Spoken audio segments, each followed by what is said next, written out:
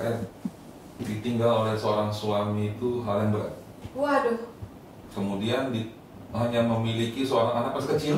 Masih 4 tahun? 4 tahun. 4 tahun. Itu hal yang berat. Sangat berat. Dan kita tahu benar karena ya ibu mertua saya punya 8 anak dan ditinggal wafat ketika istri saya SMP. Bayangkan, dan membesarkan 8 anak sendirian. Tani, ya. Bisa kan tapi? Apa sih yang bikin kuat?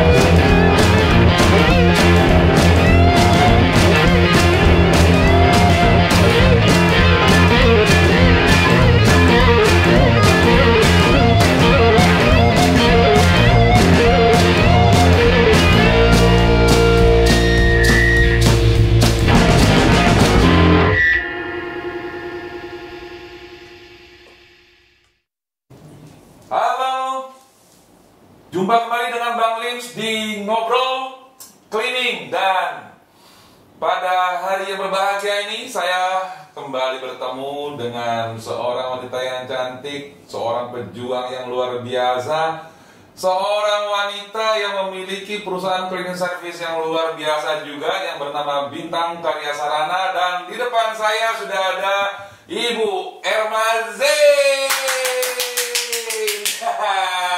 Ketemu lagi kita, KR. Selamat ketemu lagi. Selamat ketemu lagi, luar biasa sekali.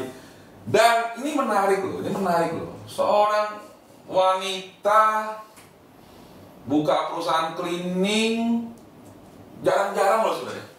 Mana sih? Kenapa kok? Latar belakangnya apa sih kok bisa buka perusahaan Bintang Karya Sarana, kemudian kalau nggak salah punya Gayatri juga ya?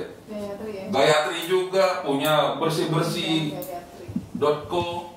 Bersih-bersih.co. Luar biasa. ini memang luar biasa. Ini wanita aneh, saya bilang wanita nggak biasa bener.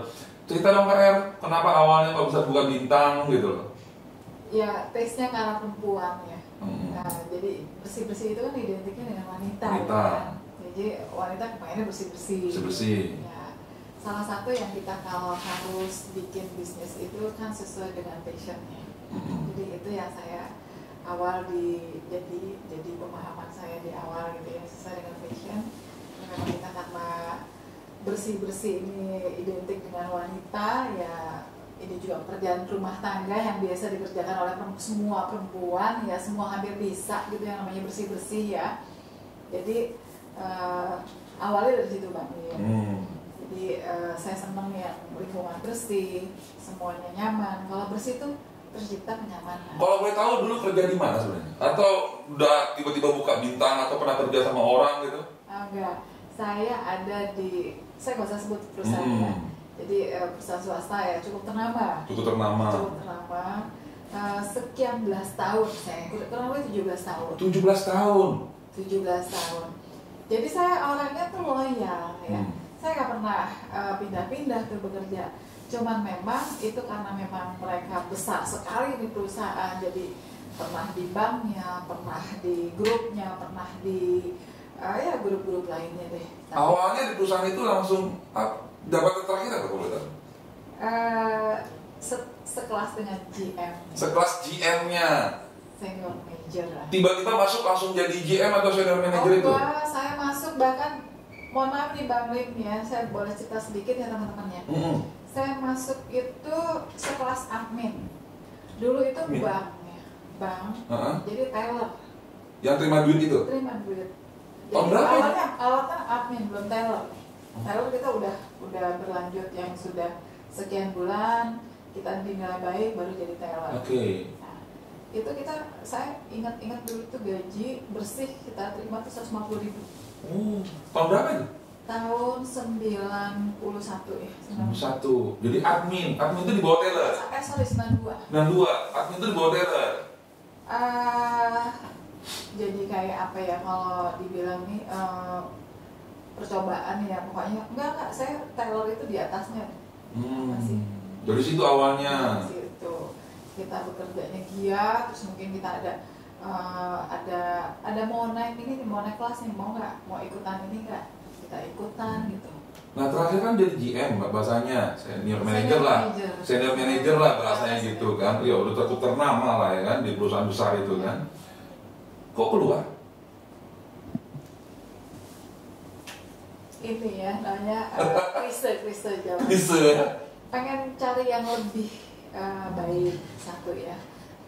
Kedua, dibuat cerita nih sedikit. Iya dong. Cerita, harus cerita dong. Cerita. Jadi 2004 itu suami saya meninggal. Jadi mungkin kebutuhan rumah tangga juga meningkat karena yang berpendapatan cuma saya sendiri. Nah atas dasar itu gimana caranya ya? Kita kalau nungguin kenaikan gaji itu bekerja di tempat orang itu 1 tahun sekali maksimal itu ya. 1 tahun sekali kita nunggu kenaikan 1 tahun baru itu juga maksimal 10%. Nggak lebih dari 10%. Misalnya kalau misalnya gaji saya 150.000 tadi di awal, 10%-nya dari 150.000 nunggu 1 tahun baru naik gitu. Nah challenge itu saya nggak bisa dapetin gitu. Kapan saya bisa dapet uang, kapan saya bisa beli rumah, kapan saya ini. Sementara anak juga lama-lama bertumbuh kan, makin besar biaya makin banyak gitu. Waktu itu belum beli rumah tuh? Belum ada rumah. Udah dulu ditinggal suami kan. Wow. Lanjut seru. Udah gitu, ya udah. Ini sih sebetulnya kalau pendapat saya ya, yang namanya rezeki itu dijemput. Jadi istilahnya itu dijemput. Arti kata saya tuh sebetulnya nggak punya duit, nggak ada duit. Kita mau ngapain nggak ada duit, cuma nekat. Nekat pertama ya, yang saya modal pertama tuh nekat. Jadi saya keluar, saya memang ada karena udah 17 tahun bekerja adalah uang jenjang saya ya. Jadi dikasih lah uang itu sekitar kurang lebih 50-an juta ya. Ya saat itu cukup besar ya. Akhirnya saya berpikir cobalah kita buat usaha sendiri ya. Artinya kalau misalnya Rasulullah juga bilang kita harus berdagang ya. Jadi saya mulai dengan ini ya, kebiasaan saya, passion ya adalah bersih-bersih. Ya coba saya cleaning deh gitu. Jadi keluar dari perusahaan itu langsung ngeliriknya cleaning? Ngeliriknya cleaning itu ada 2 kondisi yang menjadi hal utama yang membuat saya acuannya ke sana. Adalah satu itu yang karena saya passionnya ibu rumah tangga, yang saya bisa lakukan adalah bersih-bersih. Kedua adalah notabene nih, saya sampaikan nih, saya ngelihat ya dunia industri di cleaning ini adalah si pekerjanya, teman-teman di lapangan itu kelasnya tuh kelasnya tuh tamatan menengah ke bawah ya. Ya jadi kayaknya tuh kalau kita ada itu perusahaan cleaning service ini ada jadi sebagai penjembatan buat mereka untuk meraih mimpi mereka gitu ya. Jadi ini yang teman-teman di bawah ini sebetulnya butuh tempat untuk dia mencari nafkah. Nah kalau bahkan banyak yang lulus SD loh, lulusan SD, SMP, dia juga pengen dinilai sama ya, pengen berpendapatan gitu ya. Jadi ya kita nggak bisa nutup mata nih, di DKI Jakarta itu pengangguran terbesar loh. Dan banyak sekali yang kita juga, teman-teman juga belum ada yang lulus juga. Karena mereka tidak punya uang, tidak punya kesempatan, macam-macam deh alasannya. Terus kemudian ini juga pertumbuhan pengangguran terbesar di DKI adalah sumbangan dari mana? SMK. Nah SMK ini kelulusannya tiap tahun ya, tiap tahun yang terserap ke berbagai tempat pekerjaan itu hanya sekian persennya menganggur. Nah perusahaan cleaning ini ada perusahaan outsource yang ada, perusahaan ahli daya yang ada itu adalah tepat sekali untuk mempekerjakan mereka, gitu loh. Supaya mereka jangan nganggur ya bekerja ya. Itu yang jadi pemikiran saya. Ini yang saya mau tanyakan justru adalah dari bahasa bank ke bahasa tukang sapu itu gapnya kan besar itu. Gapnya besar sekali. Itu gimana itu? sempat mengalami kejadian lucu-lucu apa enggak, gimana? Jadi kebetulan saya waktu itu ada, ini perusahaan yang pernah saya kerja waktu itu perusahaan retail terbesar di, salah satu retail terbesar di Indonesia. Mereka ada buka cabang mall beberapa. Nah, saya melihat, kebetulan saya adalah salah satu pertanggungjawaban saya adalah bekerja di situ, membuka mall, lalu kemudian saya bagi manajemen mall itu harus kita bagi dua. Itu satu untuk supermarket, satunya department store, jualan baju-baju tuh, yang satu supermarketnya. Nah, selalu begitu tuh. Nah, saya melihat, saya bertemu dengan teman-teman yang HRD itu banyak sekali, dan itu saya melihat peluang di situ. Disitulah melihat peluang bahwa mereka butuh jasa bersih-bersih itu di situ. Jadi ada beberapa, kalau memang lahir dari situ, saya minta berhenti sama atasan saya itu baik-baik. Pak, mohon izin, saya ingin berhenti. Gitu. Karena sebelumnya saya memang udah ada pendekatan, ya Pak, kalau ini jasa bersihnya kalau saya handle bagaimana? Gitu. Jadi sudah pengalaman soal cleaning sebelumnya? Belum. Saya nggak pernah buta. Saya hanya nekat. Tadi kan saya cuma punya nekat, sama passion saya adalah bersih gitu, karena perempuan gitu kan. Gitu aja. Nah, itu gimana? Bersih kamar mandi apa sih, kan kita sikat-sikat, orang chemical juga saya nggak ngerti kok. Nah, terus?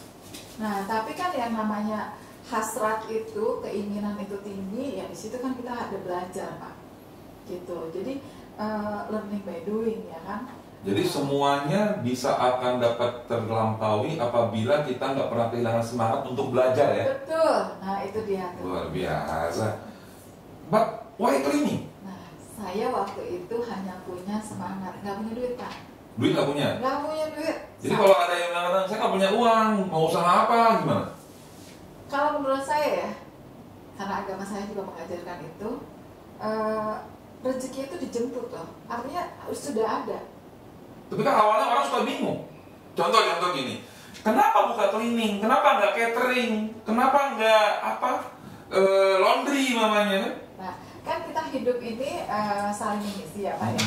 Kebetulan waktu itu di akhir-akhir saya mau berhenti, saya melihat sesuatu peluang di situ. Itulah yang saya tuju. Kebetulan juga saya juga perempuan gitu. Nah, itulah yang saya tuju. Itu nggak ada keraguan tuh? Nggak ada keraguan sama sekali. Just go ahead. Just go ahead. Dan itu inspirasi karena kalau saya berbekal ini, saya bisa membantu orang juga. Gitu. Ada niatnya bantu orang. Ada niat bantu orang pasti. Karena apapun saya bilang dari tadi, ini saya bukan sok enggak lah. Dari awal saya cuma punya keberanian, nekat, tidak punya uang sama sekali. Tapi kalau itu saya yakin banget kalau kita lakukan dengan maksimal, serius, niatnya baik, tujuannya baik, insya Allah semua akan terjadi. Kayak aku mau tanya, Boleh. pernah nggak kan bisnis for helping people, ya, niatnya bantu orang, oke gitu kan? Ada nggak yang dibantu kemudian melunjak itu ada? Oh banyak Pak, banyak sekali. Banyak sekali kita bertemu dengan berbagai jenis macam orang. Isi kepala orang kan beda-beda. Banyak. Maksud saya baik belum tentu diterimanya baik. Banyak Pak. Tapi ya udah, karena kita berbekalnya. Saya tuh lebih banyak mengalah. Saya kalau saya temukan itu kesulitan, keributan, di situ ada terdapat negatif gitu, dari situ saya lebih banyak menghindar.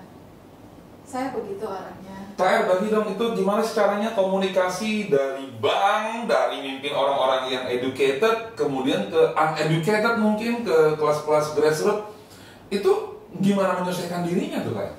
Nah ya, ini saya ketemu bahwa investment saya benar ini adalah dunia saya itu setelah nggak nyampe 1 tahun Pak. Oke. Nggak nyampe 1 tahun Bang ya. Jadi setelah digeluti ini makin senang. Karena apa? Kita mengolah orang Pak. Nah ini yang beda nih, kita bukan hanya menyuruh orang bersihin enggak, tapi kita mengolah orang. Dari yang orang itu menjadi dari nothing menjadi something. Nothing to something. Nothing to something. Yang kita olah ini adalah orang-orang yang Jujur saya ini kita marginal, boleh dibilang. Ya, jadi mereka tuh cuman hasratnya nggak banyak-banyak Pak. Mereka nggak neko-neko orangnya. Ini kalau kita bandingkan dengan saya bekerja di perkantoran gitu ya Pak ya, itu udah mana persaingan, itu banyak neko-nekonya, itu banyak apa namanya campur aduk yang pokoknya semua orang berkepentingan deh. Pokoknya tujuan orang semuanya ini deh berkepentingan. Itu nggak ada habisnya Pak. Kalau jadi saya sungguh amat bersyukur pada saat berapa sekian bulan saya berhenti, luar biasa saya merasakan nikmatnya ternyata di sini tuh jiwa saya gitu. Passion ya. Passion saya gitu. Artinya kita mengolah orang yang iya siap ibu baik gitu Pak. Jadi kan timbul rasa sayang, timbul rasa kasihan, egonya muncul gitu kan. Itu luar biasa. Terus di Bapak kalau kesini, ini sih udah jarang ya sekarang ya.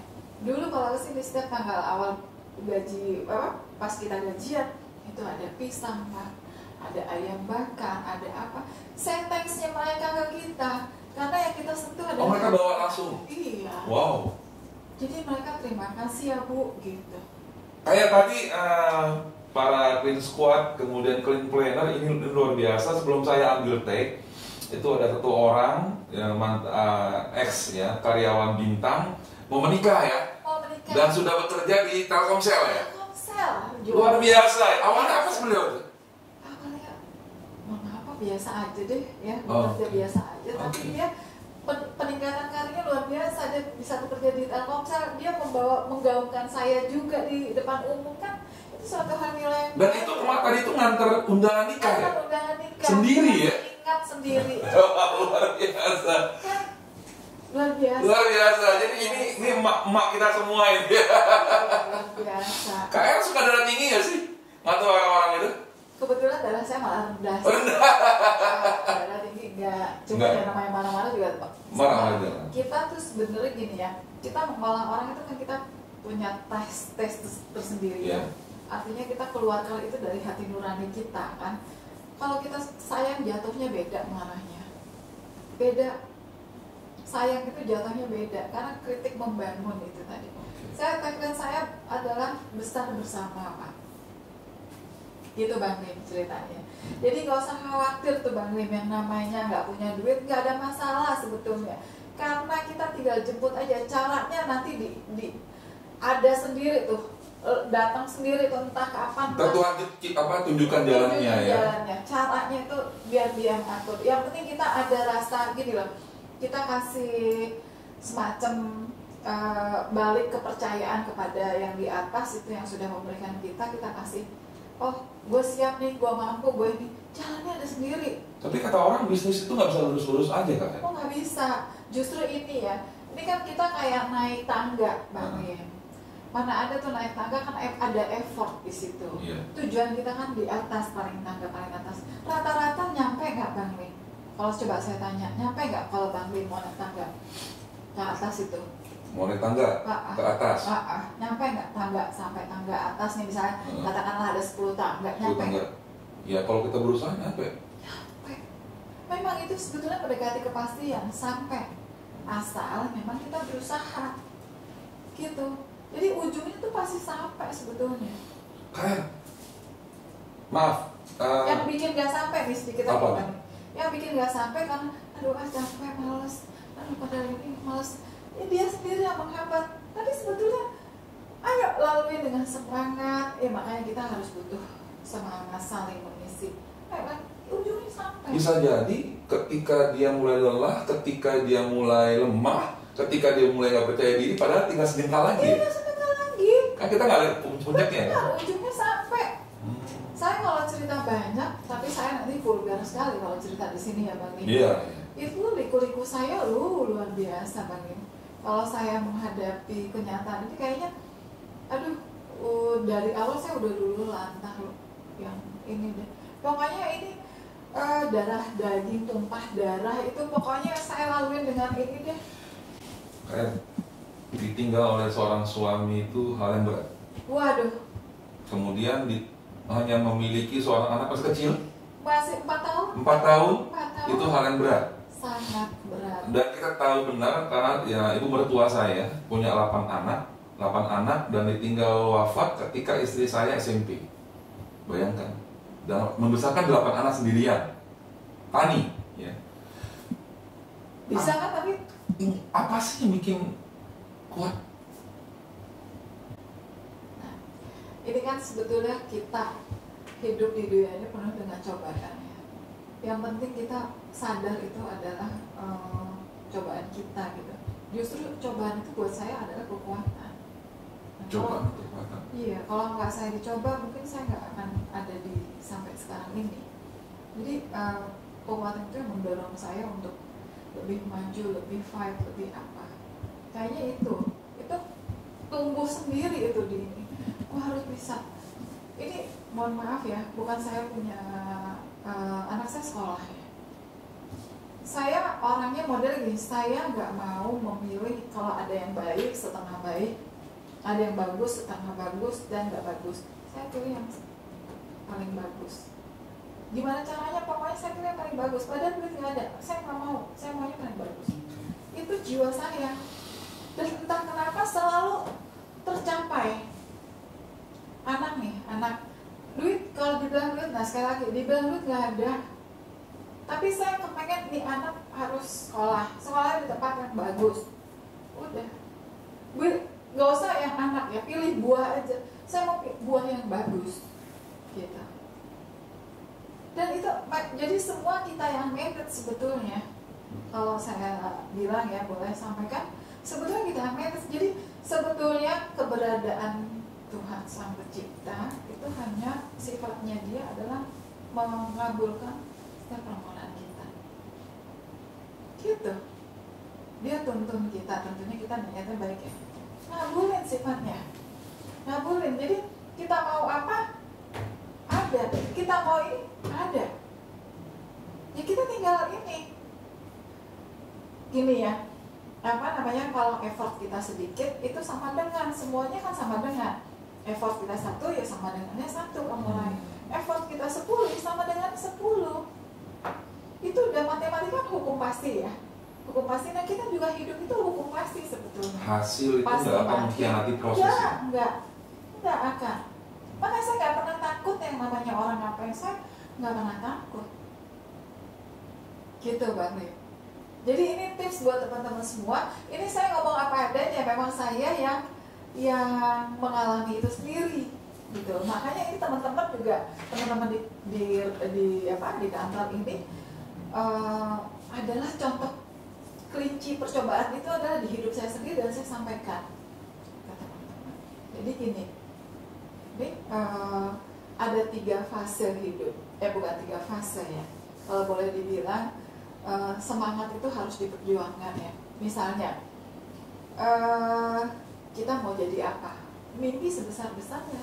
Saya dulu begitu, saya catat ada di diary saya masih lengkap. Saya pokoknya umur 40 pengen jadi direktur.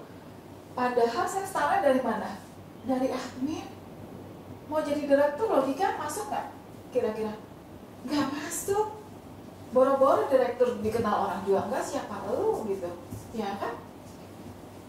Mau jadi direktur umur 40, dan saya sadar setelah ini kita cita-cita angan-angan begini. Sadar saya posisinya di paling bawah tuh, baru admin gitu ya. Terus kalau kita sadar kita di posisi apa, startnya melatihnya enak, caranya kita bisa atur. Dulu saya tuh jual dirinya tanda kutip ya, misalnya ya orang, saya kepengen banget orang tahu saya tiba-tiba ngasih minum, Pak silakan minum ya Pak, ke atasan saya, otomatis dia orang lagi meeting, saya boro-boro dipanggil, enggak Pak mau minum apa, unjungan apa, gitu. Itu saya tuh jadi kepengen saya menonjol gitu. Akhirnya terus kalau bekerja nih, Bu Emma tolong ini boro-boro bisa, nggak bisa, oh siap Pak, baik siap. Jadi nilai plusnya begitu, selalu ada added value. Nah itu saya kepengen selalu dikenang orang, dilihat orang gitu, itu jiwa saya tuh. Prince Squad Clean Planner, kalau Anda berada di studio bersama saya Anda bisa melihat mata yang demikian membara di balik kelembutan seorang Kak Erma. Saya dari tadi, oh ini luar biasa. Kak Er, kenapa nama bintang? Nah, bintang ini buat saya selalu di atas. Nah itu dia tadi. Saya nggak pernah setengah-setengah kalau mau ngambil sesuatu itu. Saya kepengen yang paling tinggi. Bintang itu nggak, buat saya itu nggak pernah redup, selalu bersinar dan selalu di atas. Jadi saya mau gantungin cita-cita tetap di atas. Apapun yang terjadi sampai kiamat, sampai saya nggak bernyawa lagi baru kelar itu yang namanya bintang buat saya. Oke, luar biasa. Kayak bagi-bagi ke teman-teman tipsnya, karena baterai udah mau habis juga. Untuk menjadi seorang pengusaha cleaning service yang sukses seperti Kak Erma bagaimana? Apapun usahanya itu pasti, kalau saya bilang pasti ya, karena di dunia ini semua mendekati kepastian. Apapun kalau kita jalaninya dengan niat baik, niat benar, itu insya Allah akan tercapai. Cuma memang dalam masa proses perjalanan itu ada banyak proses ya. Ya jatuh bangun itu hal yang sangat wajar. Jadi yang kalau kita down di situ dalam proses tersebut, kita sendiri yang menggagalkan proses itu. Jadi nawaitunya ya. Nawaitunya, niatnya. Insya Allah jadi, apapun itu jadi. Clean Squad dan Clean Planner, kita juga pernah berbagi tentang bagaimana selamat ya di pandemi ini, di pandemi COVID ini, inovasi apa, solusi apa yang harus dilakukan. Anda bisa melihatnya nanti di sesi selanjutnya, di upload selanjutnya, dan juga jangan lupa subscribe, like, dan share channel Bang Lims. Terima kasih. Nanti kita akan ketemu lagi dengan Kak Erma. Kita akan kulik-kulik lagi bagaimana resep-resep membangun perusahaan service. Ini hanya pertemuan pertama. Selanjutnya kita akan berkolaborasi lagi. Terima kasih Kak Erma atas waktu yang telah diberikan dan ruangan yang sangat indah seperti ini. Terima kasih. Clean Squad, Clean Planner, saya harap Anda tetap dalam keadaan sehat, selamat, sejahtera, sukses, dan semangat selalu. Ikuti terus channel saya. Semoga Anda akan jauh mendapatkan pengetahuan dari pengalaman-pengalaman dari orang-orang yang saya wawancarai. Terima kasih. Semoga Anda tetap dalam keadaan sukses.